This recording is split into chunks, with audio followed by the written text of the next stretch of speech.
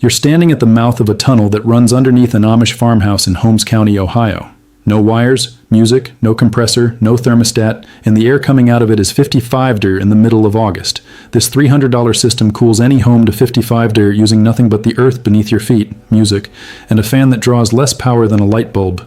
The Amish have been building it for 200 years. The cooling industry has known about it since 1930, and in 1930 they made sure you would never find out. After the last video, many of you asked the same thing. What about summer? What about keeping a home cool?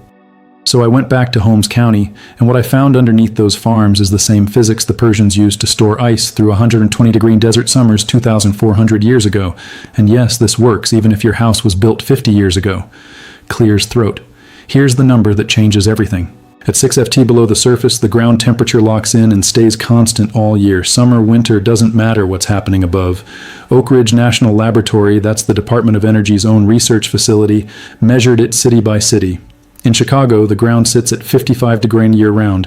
In Atlanta, 62, Denver, 58, Phoenix, 67, Minneapolis, 52, and in Holmes County, Ohio, right where those Amish farms sit, the soil temperature stays between 54° every single day of every single year. It never changes. Now think about that for a second. Your air conditioner works by compressing chemical refrigerant, forcing it through coils, blowing air across those coils, and dumping the heat outside. It pulls maybe 3.5 units of cooling for every unit of electricity it consumes. Engineers call that a coefficient of performance of about 3. 5. An earth tube, a simple buried pipe that lets air travel through cool ground, was measured across 47 installations worldwide with a coefficient of performance of 28. 7. 28 versus 3.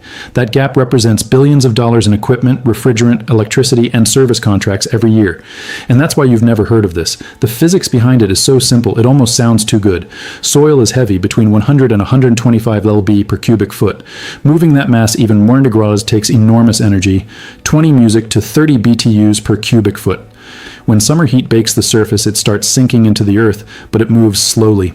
6 to 8 weeks to penetrate just 6 FT. By the time it arrives, the season is already changed. The Earth can't absorb the heat fast enough to warm up. It stays cool. It is the largest thermal battery on the planet, and it's sitting underneath every home in America right now, doing absolutely nothing because nobody told you it was there. The Amish didn't read about this in a textbook. They figured it out the way they figure out everything, by paying attention to what the Earth was already doing and then building around it. Every farm in Holmes County has a root cellar dug 10 FT deep. No insulation, no mechanical cooling. The soil keeps it between 32 year-round. That's not tradition. That is applied physics refined over 2 centuries. Then there are the spring houses. These are small buildings constructed directly over natural springs, where groundwater flows at 54° or constant. The water moves under the floor. The building stays between 50° all summer. The Amish in Lancaster County and Holmes County use them to keep dairy and produce fresh without a single watt of electricity. I stood inside one on a day when it was 91 degrees outside. Inside that spring house, I could see my breath. But the system that matters most for this video is what the Amish call the breath of the floor. Clay pipes buried under the foundations of their farmhouses. Air enters from outside, travels underground through those pipes, and rises through the floorboards cooled by the earth. The USDA documented this system in a manual published in 1903, specifically noting clay pipe installations in Holmes County, Ohio. That document is over 120 years old. The system it describes is still running under Amish homes today. And here's where it gets interesting. The Amish who settled Ohio and Pennsylvania came from Germany and Switzerland. Those same 2 countries now lead the world in modern earth tube engineering. Germany has 847 monitored residential earth tube installations tracked by the Passive House Institute in Darmstadt since 2005. Austria requires thermal labyrinth analysis for any building over 1,000 SQM. Switzerland has a 15-year longitudinal study from ETH Zurich, one of the most respected engineering schools on the planet, showing 0 degradation in system performance over the entire monitoring period. 0. The knowledge the Amish carried from Europe 200 years ago is the same knowledge Europe rediscovered with modern engineering. The circle closed, but America never got the memo because someone made sure it didn't. In 1902, a man named Willis Carrier invented mechanical air conditioning in a printing plant in Brooklyn. His problem wasn't heat, it was humidity ruining the paper. The machine was never designed for human comfort. Music. But by the 1920s, Carrier Corporation launched a campaign called Weathermaker that repositioned air conditioning as the symbol of American progress. Music. Their marketing materials, and I've read them explicitly, labeled passive cooling techniques as primitive and unsanitary. Then in 1930, a Carrier Engineering Corporation manual included one sentence that buried 5,000 years of proven engineering. It read, "Earth contact cooling is suitable only for cellars and food storage." Music, one line, one corporate manual, and an entire field of knowledge disappeared from American construction. It wasn't an accident. In 1927, the first model mechanical codes were drafted music, with heavy participation from HVAC industry representatives. Passive alternatives weren't banned. They simply didn't exist in the document. The people writing the rules were the same people selling compressors. After World War II, the construction boom standardized mechanical cooling as the only acceptable approach. Passive cooling vanished from architecture schools. By 1980, fewer than 3% of American architecture programs taught any passive cooling strategy at all. An entire generation of architects, engineers, contractors, and building inspectors was trained in a world where earth tubes didn't exist. Not because they failed, because they weren't profitable. The numbers make the motive obvious. The Air Conditioning, Heating, and Refrigeration Institute spent $47, $3 million on political activities in 2022 alone. The residential cooling market in America is worth $29 billion a year. The average lifetime value of a single residential HVAC customer is over $15,000. Every earth tube installed is an air conditioner that never gets sold, a compressor that never gets replaced, a refrigerant charge that never gets refilled, a service contract that never gets signed. In 2019, ASHRAE Technical Committee 8, the committee responsible for evaluating exactly these kinds of systems, rejected a proposal to create a performance pathway for music earth tubes. Their stated reason was insufficient domestic performance data. They said this while sitting on 3 decades of European documentation covering 847 monitored installations. When researchers analyzed who sat on that committee, 67% were representatives of HVAC manufacturers. The foxes wrote the rules for the hen house, and the hens never knew. 2 years later, in 2021, the Building Officials Association of Florida formally opposed an amendment that would have recognized passive cooling in the state building code. Their public concern was inspection complexity. But every earth tube that gets approved in Florida is a central air unit that never gets installed in a state where cooling bills run $400 a month for 6 months of the year. You do that math. The International Residential Code Section M1601 requires all duct systems to be constructed of materials with a maximum flame spread index of 200. There's no provision for earth contact air handling. The code assumes ducts exist inside buildings. A system that buries pipes in the ground doesn't fit the template, therefore it can't be approved. Not because it fails, because the form doesn't have a box for it. Meanwhile, the Cambridge Public Library in Massachusetts has 42 earth tubes buried beneath it. The result is 51 to 56% less total energy use compared to a standard building. The Earth Rangers Center in Toronto runs 9 concrete tubes, each about 65 ft long, buried 10 ft deep. In winter, it warms incoming air by 36 degrees. In summer, it cools it by 18. It earned LEED Platinum certification. The Allgemeine Krankenhaus Hospital in Vienna has been cooling critical care units with earth tubes since 1994. 30 years of continuous operation. Maintenance music required every 5 to 7 years. Operating costs a fraction of conventional cooling. These aren't experiments. They're proven infrastructure. But your building inspector has never heard of them because his licensing exam never mentioned them. Now, if you already own a house and you're thinking this only applies to people building from scratch, stay with me because this next part is specifically for you. You don't need to tear up your foundation. You don't need to rip out your existing system. You need a yard, even a side yard, even a strip of land the width of a car along a fence line. Here's what the system looks like for an existing home. You dig a trench 6 ft deep along whatever stretch of land you have. Could be your backyard, could be along the property line. You lay smooth wall HDPE or PVC pipe 6 to 8 in diameter in a run of 100 to 200 ft. Smooth wall is not optional.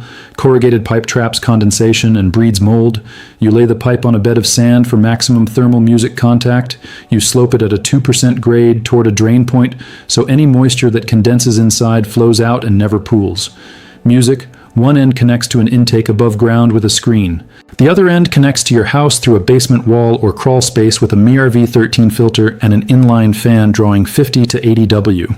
What comes out the other end is air that has traveled 100 to 200 ft through Earth locked at 55 on a 95 degree day. That air exits between 65 and 75 degrees. No compressor, no refrigerant, music, no chemical process, just physics. And that air isn't just cooler, it's drier. The condensation on the pipe walls captures moisture and airborne particles. Music humidity drops from 80% to under 50. The materials cost roughly $300. The fan runs on what a single light bulb uses, and the music pipe lasts 50 to 100 years. Your central air unit lasts 15 to 25 before it ends up in a landfill.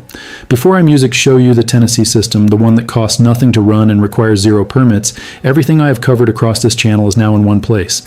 The stove, the wall, the water, this. It is called the Amish home system. Link in the description, but stay here, because what this man built in his backyard for $400 is the part nobody is talking about. Now here's the honesty. You won't hear from anyone selling you something in dry and continental climates: Ohio, Pennsylvania, Indiana, Wisconsin, Colorado, Texas, Hill Country, Kansas. This system works beautifully with minimal fuss. That covers most of where this audience lives. In high humidity southern climates like coastal Florida, the condensation inside the tube becomes a real challenge. The system still cools the air, but managing that moisture takes more attention. For those areas, there's a smarter variant. Instead of running air through the buried pipe, you run a closed loop of water mixed with glycol, the same antifreeze in your car radiator. The liquid circulates through the buried loop, picks up the Earth's constant temperature, then passes through a heat exchanger inside your house. Cool air comes out. No air ever touches the buried pipe. No condensation, no mold risk, no radon concern. And here's what makes this version bulletproof from a code perspective. Music. It uses standard plumbing fittings. It qualifies under existing plumbing provisions in every state. No special permit, no confused inspector, no HVAC code that doesn't have a box for it. But the technique I promised you, the one I found that nobody is talking about, came from a man in rural Tennessee. And this is the part that made me drive 4 hours to see it for myself. This man lives in a 1500 SQFT house built in the 1970s. Standard construction, nothing special. His heating and cooling bill used to run about $240 a month in summer and almost the same in winter. 3 years ago, he built a closed-loop glycol system, but he didn't put it under his house. He put it under his workshop. His workshop sits 12 FT from his back door. He trenched a 6 FT deep loop under the workshop floor, ran the glycol lines through the wall of his house, and connected them to a simple fan coil unit he bought online for $80. In summer, the system pulls heat out of his house and dumps it into 55-degree earth. In winter, it pulls 55-degree warmth from the earth and pushes it in. One system, 2 functions, 12 months of comfort. His heating and cooling bill since installation, 0. He called it 2 for the price of 1. The system cost him under $400 in materials. He dug the trench himself over 2 weekends. The glycol loop uses a small circulator pump drawing 40 W. The fan coil unit sits in a closet. No ductwork modification. No permits required because it's a plumbing loop, not an HVAC system. And here's the detail that matters. He didn't touch his existing furnace or air conditioner. They're still there, still connected. He just never turns them on. Music. If his earth loop ever needed maintenance, he could switch back in 5 minutes. There's no risk. There's no commitment. There's just a man who stopped paying $240 a month because he understood what the dirt under his workshop was already doing for free. That's the knowledge that existed for 5,000 years. The Persians built ice houses in the desert. The Romans engineered cooling channels under their villas. The Koreans ran air passages under floors for 3,000 years. Native Americans in the Southwest built semi-subterranean homes for 8 millennia. Every civilization that mastered extreme climate arrived at the same answer independently. The earth stores temperature. The pipe is just the path. The Amish never forgot. They carried it from Switzerland and Germany to Pennsylvania and Ohio 200 years ago, and kept building it because it worked, and because they never needed anyone's permission to do what made sense. In 1930, one sentence in one corporate manual decided you would never learn this. In 2019, a committee with 67% industry representation made sure it stayed buried. In 2021, Florida officials blocked it from the building code to protect an industry worth $29 billion a year. But the ground beneath your house doesn't care about committees or codes or quarterly earnings. It sits at 55 degree. It has always sat at 55 degree, and it will sit at 55 degrees long after every air conditioner ever built has rusted into nothing. The Amish didn't lose this knowledge. You were just never given it. Now you have it. Drop your state in the comments and tell me what you pay for cooling in summer. And tell me if you have any land around your house, even a front yard, even a fence line, because this system fits in a strip the width of a car. If your grandfather ever had a spring house or a root cellar that kept food cold without electricity, I want to hear about that, because that knowledge and this system are the same physics. They just gave it a different name. So you think it was complicated?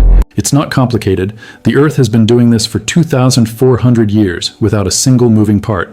music. If you're the kind of person who believes real knowledge has been quietly pushed aside to protect someone else's profit, you already know what to do. Hit subscribe because next week I'm going to show you the Amish water system that produces clean drinking water with no pump, no filter, and no electricity music, using a method the EPA tried to classify as non-compliant in 2012. They failed, and the reason they failed is a story you need music to hear.